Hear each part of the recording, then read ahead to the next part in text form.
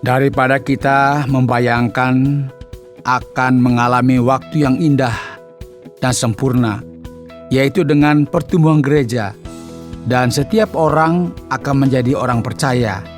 Sebenarnya, ketika waktunya tiba. Saudara pendengar, bersama dengan saya Oti Priambodo dalam program Jalan 66. Program ini akan memberikan pengetahuan Alkitabiah dan menyuguhkan kepada kita suatu jalan keselamatan. Saat ini kita akan memasuki rangkaian pembelajaran tentang Injil, yaitu Kitab Lukas pasal yang ke-18. Dan Pak Yohanes akan memberikan kepada kita tentang sebuah topik, yaitu semuanya bagi kerajaan Allah.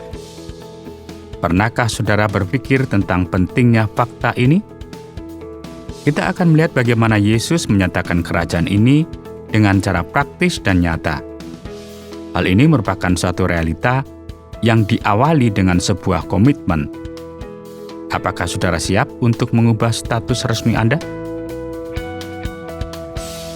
Pendengar yang dikasihi oleh Tuhan, sebagaimana saudara ketahui, tema kita dalam program Jalan 66 ini dimulai dari pasal 17 dan seterusnya adalah mengenai kerajaan Allah. Semoga masih ingat ya. Kerajaan Allah yang diwujudkan, dan Yesus akan mulai bicara mengenai karakteristik dari mereka yang ingin menjadi bagian dari kerajaan Allah ini. Apa yang akan diberikan oleh seseorang bagi kerajaan Allah ini? Ada sebuah ungkapan dalam bahasa Indonesia yang berkata, "Semua aku lakukan demi cinta." Romantis banget ya. Apakah ada kemiripan kira-kira ini? Segala-galanya bagi kerajaan Allah pokoknya. Demikian? Ya, tentu ini merupakan ringkasan dari pasal 18. Kini mari kita melihat lebih dekat lagi dan mengerti apa yang terjadi. Yesus dalam pasal ini akan memulai dengan memberitahu para murid sebuah perumpamaan yang mengajarkan mereka tentang betapa pentingnya berdoa dengan tidak jemu-jemu. Ia berkata, dalam sebuah kota ada seorang hakim yang tidak takut akan Allah dan tidak menghormati seorang pun. Dan di kota itu ada seorang janda yang selalu datang kepada hakim itu dan berkata, "Belalah hakku terhadap lawanku." Sebenarnya, saudara, yang terjadi di sini adalah hakim ini tidak terlalu mempedulikan hal ini. Namun akhirnya dia berkata dalam hatinya, "Walaupun aku tidak takut akan Allah dan tidak menghormati seorang pun, namun karena janda ini menyusahkan aku, baiklah, aku membenarkan dia, supaya jangan terus saja ia datang dan akhirnya menyerang aku." Kata Yesus, "Camkanlah apa yang dikatakan hakim yang ngalim itu. Tidakkah Allah akan membenarkan orang-orang pilihannya yang siang malam berseru kepadanya? Dan adakah ia mengulur-ngulur waktu sebelum menolong mereka? Aku berkata kepadamu, ia akan segera membenarkan mereka. Akan tetapi, jika Anak Manusia itu datang, adakah ia mendapati iman di bumi?" Saudara, apa yang sedang dikatakan Yesus adalah mengenai kesabaran dan pengharapan. Hal yang terpenting bagi kita semua adalah untuk mengetahui siapakah sang raja yang sebenarnya. Ya, banyak orang ketika mereka berdoa kepada Allah, mereka melakukannya seolah-olah merekalah yang merupakan raja dan Tuhan. Allah dapat menjawab kita dengan segera, namun terkadang ia ingin kita lebih lama berdoa dan lebih bersungguh-sungguh. Oleh karena itu, saudara, Allah mengajarkan kepada kita tentang pentingnya bagi kita menjadi gigih, tekun, dan kita akan melihat hasil dari kesabaran yang digabungkan dengan pengharapan. Oleh sebab itu, kita perlu menyingkirkan kekhawatiran dan keputusasaan dan mengarahkan semuanya tertuju kepada kerajaan ini. Segala-galanya bagi kerajaan. Ya, sebenarnya kita perlu menyadari bahwa Allah adalah Allah. Dan kita tidak boleh mengambil alih posisinya. Karena hanya Dia sajalah sang raja itu. Dan kini Yesus menceritakan kepada mereka suatu perumpamaan yang lain. Ia bercerita tentang seseorang yang memiliki keyakinan bahwa dia ini merupakan orang yang benar, sedangkan yang lain tidak benar. Ia berkata, ada dua orang pergi ke bait Allah untuk berdoa. Yang seorang adalah Farisi, yang lain pemungut cukai. Saudara, kita perlu menyadari bahwa pemungut cukai merupakan orang Israel yang bekerja bagi orang Romawi.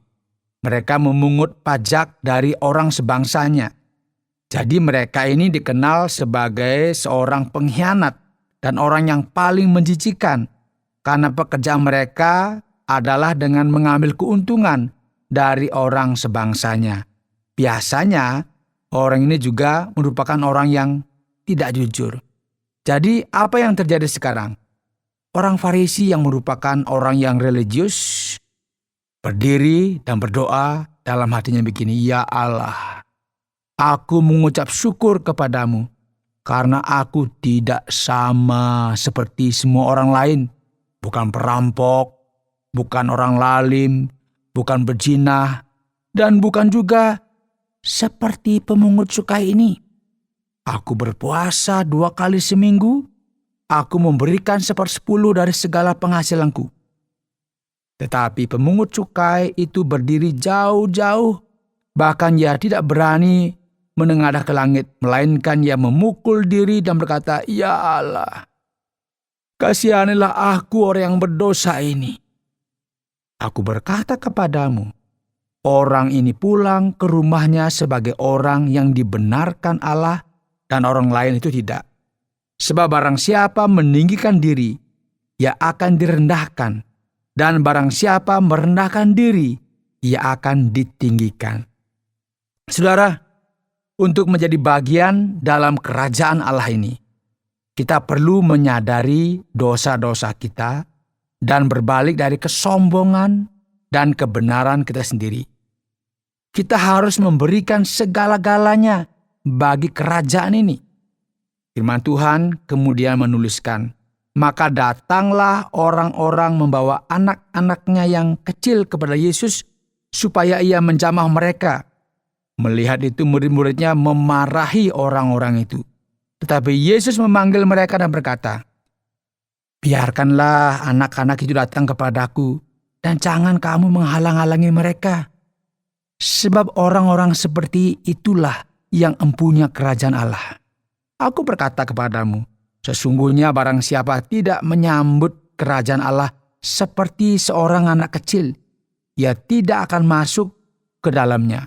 Pendengar yang dikasihi oleh Tuhan, jika kita ingin menjadi bagian dari kerajaan ini, jangan kita mencoba untuk menjadi rajanya dengan mencari kemuliaan dan keuntungan, mencoba untuk memiliki penampilan yang mulia. Namun yang benar adalah kita menjadi seperti anak kecil ini, dengan segala kesederhanaan dan kerendahan hatinya. Saudara, penting sekali bagi kita memiliki kesabaran dan pengharapan, memiliki kesadaran akan dosa-dosa kita sebagaimana anak-anak kecil ini. Tapi saya tidak tahu apakah saudara akan cukup sabar dan memiliki kecenderungan untuk mendengarkan apa yang akan disampaikan Yesus setelah ini. Di dalam firman Tuhan dikatakan, guru yang baik, apa yang harus aku perbuat untuk memperoleh hidup yang kekal? Jawab Yesus, mengapa kau katakan aku baik? Tak seorang pun yang baik selain daripada Allah saja. Engkau tentu mengetahui segala perintah Allah. Jangan berzina, jangan membunuh, jangan mencuri, jangan mengucapkan saksi dusta, hormatilah ayahmu dan ibumu. Saudara, di sini Yesus mengutip dari apa yang tertulis dalam 10 perintah Allah. Dan orang ini pun menjawab dengan jawaban yang sangat mengherankan. Kata orang itu, semuanya itu telah kuturuti sejak masa mudaku. Mendengar itu Yesus berkata kepadanya, masih tinggal satu hal lagi yang harus kau lakukan. Jualah segala yang kau miliki dan bagi-bagikanlah itu kepada orang-orang miskin. Maka engkau akan beroleh harta di surga. Kemudian datanglah kemari dan ikutlah aku. Ketika orang itu mendengar perkataan itu, ia menjadi amat sedih, sebab ia sangat kaya. Lalu Yesus memandang dia dan berkata, alangkah sukarnya orang yang beruang masuk ke dalam kerajaan Allah. Sebab lebih mudah seekor unta masuk melalui lubang jarum daripada seorang kaya masuk ke dalam kerajaan Allah. Dan mereka yang mendengar itu berkata, jika demikian, siapakah yang dapat diselamatkan? Kata Yesus, apa yang tidak mungkin bagi manusia, mungkin bagi Allah. Jadi tidak ada gunanya untuk kita, saudara, bersandar kepada kekayaan kita. Kita perlu menyerahkan hal-hal ini bagi kerajaan Allah. Salah seorang muridnya kemudian berkata, kami telah meninggalkan segala kepunyaan kami dan mengikut engkau. Kata Yesus kepada mereka, aku berkata kepadamu, sesungguhnya setiap orang yang karena kerajaan Allah meninggalkan rumahnya, istrinya, atau saudaranya, orang tuanya, atau anak-anaknya, akan menerima kembali lipat ganda pada masa ini juga.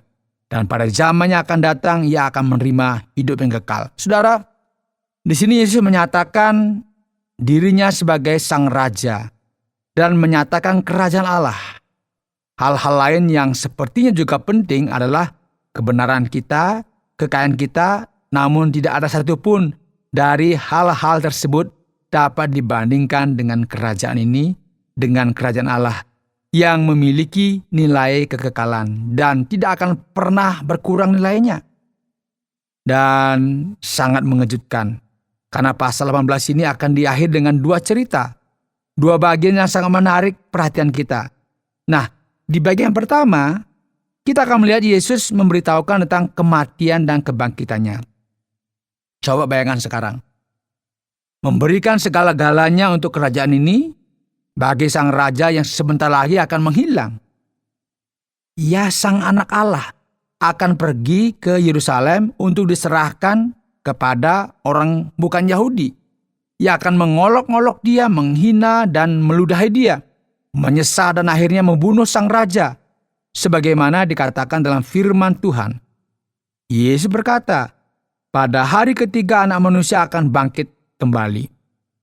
Saudara, para murid tidak mengerti apa yang sebenarnya sedang terjadi. Namun mengejutkan sekali bahwa kerajaan Allah ini memiliki tuntutan yang sama dengan sang raja ini. Cara yang sama sebagaimana seseorang harus menyerahkan kebenaran diri mereka sendiri, kepercayaan mereka terhadap diri mereka sendiri, kesombongan yang tidak membuahkan apa-apa, serta sikap congkak. Dan dengan cara yang sama Yesus menyerahkan segala sesuatu yang kelihatannya seperti kerajaan, yaitu menyerahkan kehidupannya sendiri.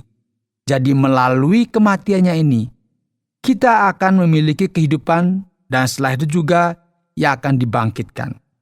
Pada saat yang bersamaan, ketika Yesus mengatakan hal ini, Yesus memiliki segala kuasa ini yang memberikan hidupnya untuk diserahkan, untuk menjadi korban. Ia menyatakan kuasanya dengan menyembuhkan orang buta, sebagaimana dituliskan di akhir pada pasal 18 ini. Ada seorang buta dari Yeriko berseru kepada Yesus, memohon belas kasihannya. Ia berkata, Yesus anak Daud, kasihanilah aku. Maka mereka yang berjalan di depan menegur dia supaya diam. Namun orang ini berseru semakin keras supaya ia dibawa kepadanya. Orang tersebut jelas sekali memohon supaya ia dapat melihat. Maka Yesus menyembuhkan orang tersebut dan seluruh rakyat melihat hal itu dan memuji-muji Allah. Yesus menyatakan bahwa kerajaannya ini berkaitan dengan kuasanya. Dan menarik sekali jika kita perhatikan saudara dalam Alkitab, karena firman Allah menuliskan orang buta tersebut menyebut Yesus sebagai anak Daud. Yang berarti bahwa Yesus merupakan Mesias yang dinantikan, Raja segala raja. Raja inilah yang mampu menyembuhkan orang buta, menyatakan mujizatnya yang luar biasa, membangkitkan orang dari kematian, dan memberikan nyawanya untuk memberi kehidupan kekal kepada kita.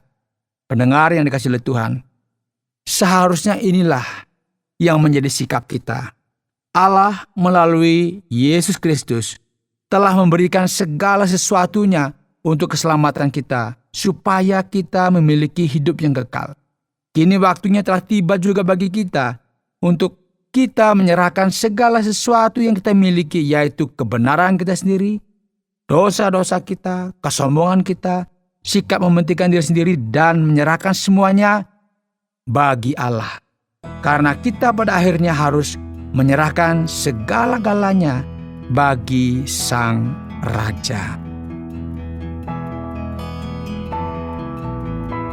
Anda sedang mendengarkan Jalan 66 dalam rangkaian kisah Injil Lukas pasal yang ke-18 yang telah dijelaskan oleh Pak Yohanes dengan topik Semuanya bagi Kerajaan Allah. Terima kasih Pak Yohanes untuk penjelasannya, dan saatnya bagi kita untuk bisa menanyakan kepada Pak Yohanes hal-hal mungkin yang bagi kita merupakan sebuah keraguan. Pak Yohanes, mari kita mulai dengan pertanyaan yang pertama.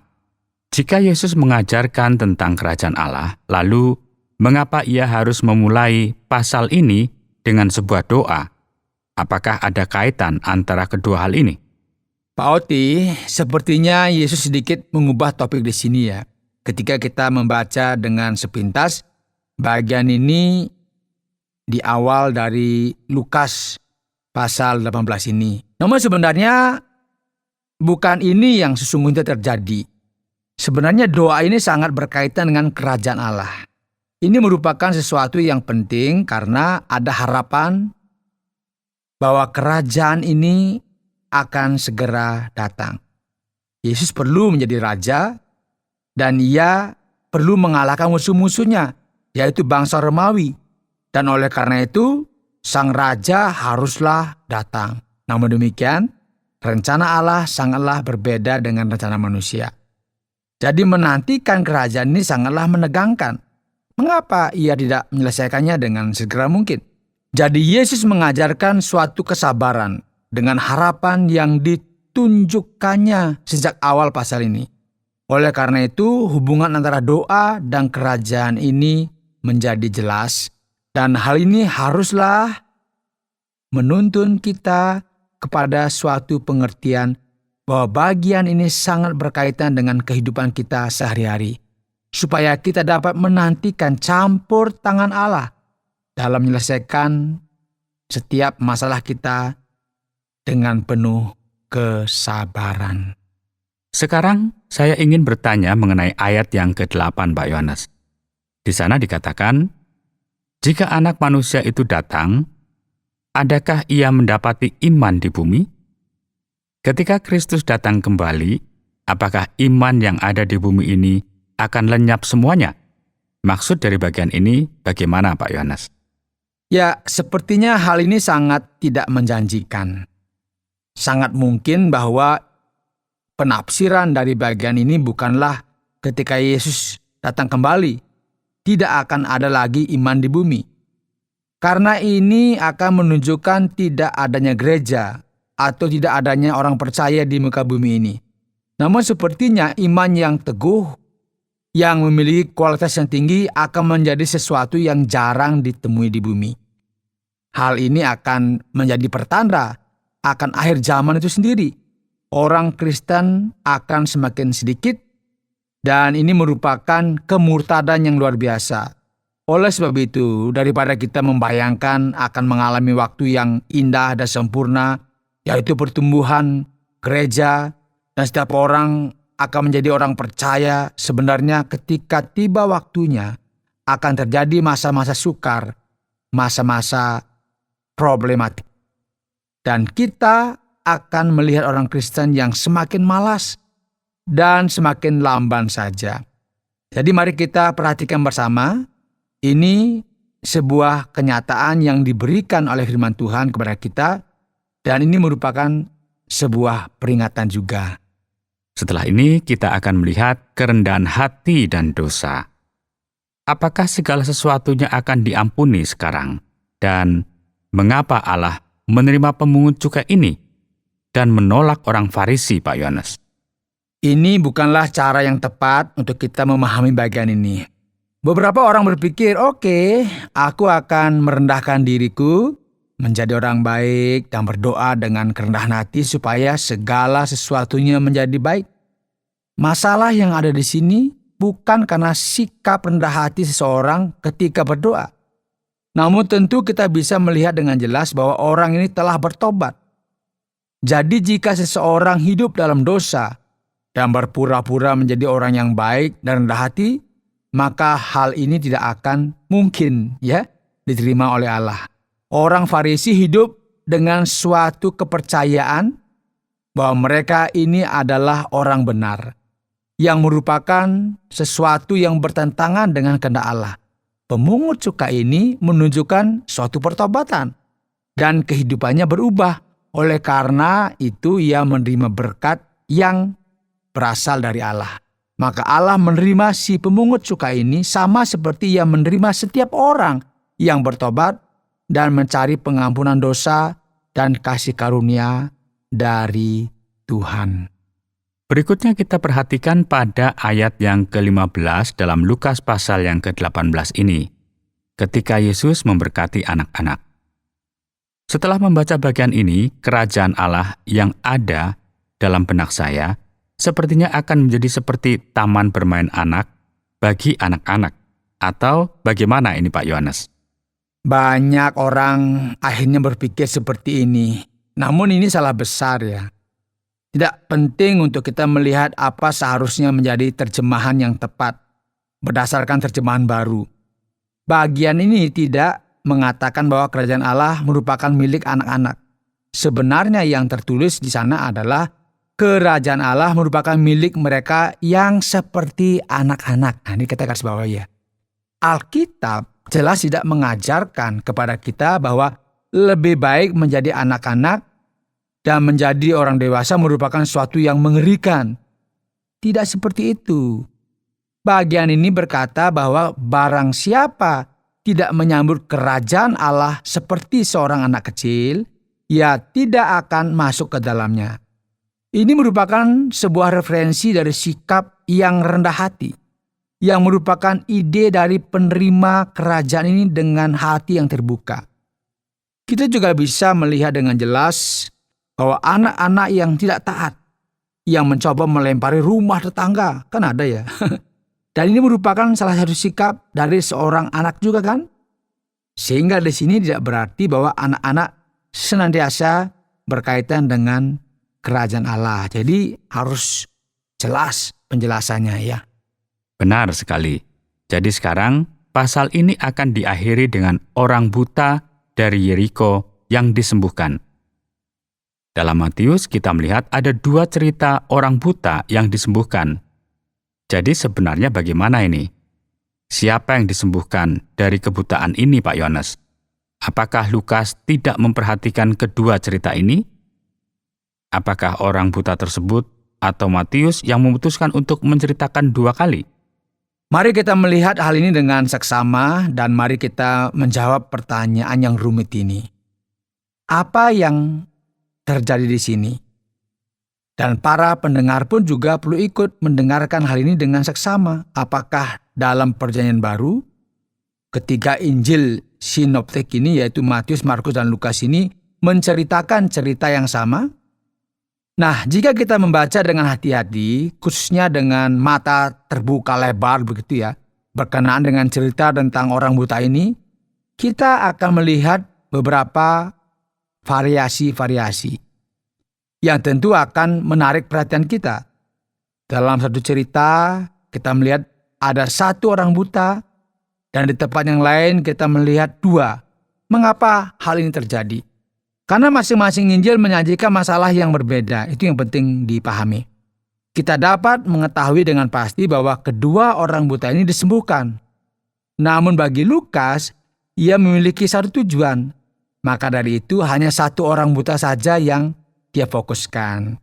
Jadi satu-satunya orang buta yang diceritakan di sini adalah orang buta dari Yeriko, yang kini tidak lagi menjadi buta, karena dia telah disembuhkan dengan total dan dapat melihat dengan baik.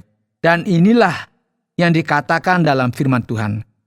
Setelah penjelasan ini saya yakin ya, setiap orang dapat melihat mengapa ada perbedaan di antara Injil sinoptik ini. Terima kasih banyak Pak Yohanes. Dan bagi saudara yang sekarang sedang mendengarkan program ini, tetaplah untuk bersama dengan kami. Karena ada hal yang perlu kita ketahui tentang kerajaan ini. Pendengar yang dikasihi oleh Tuhan, hari ini dalam program Jalan 66, kita telah melewati pasal 18 dari Injil Lukas.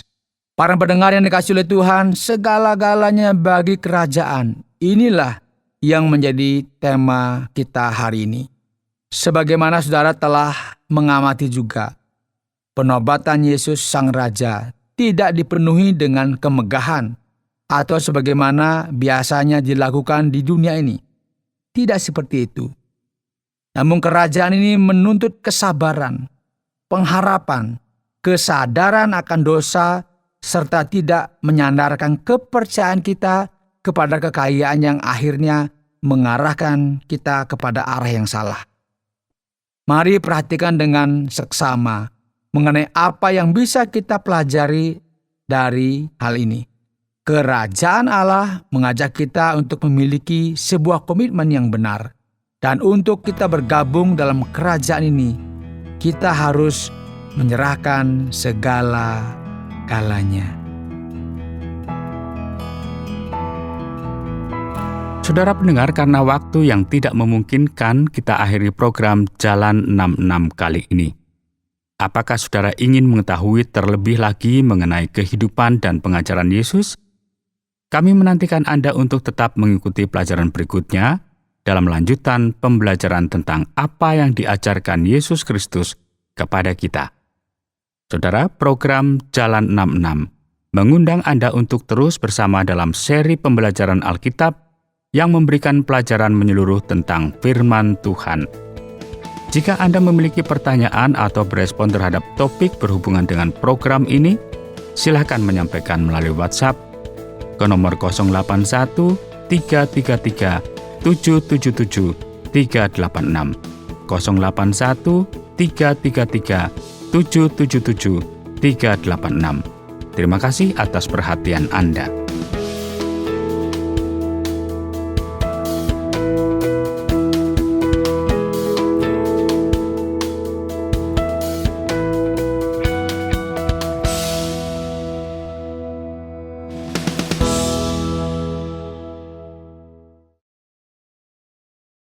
Terima kasih Anda sudah mengikuti program kami. Jika Anda diberkati, jangan lupa like, komen, dan share supaya Anda tidak ketinggalan setiap program terbaru kami. Jangan lupa juga untuk subscribe channelnya dan nyalakan loncengnya. Jika Anda ingin mendukung pelayanan kami, bisa melalui rekening kami berikut ini atau menghubungi kami di sini.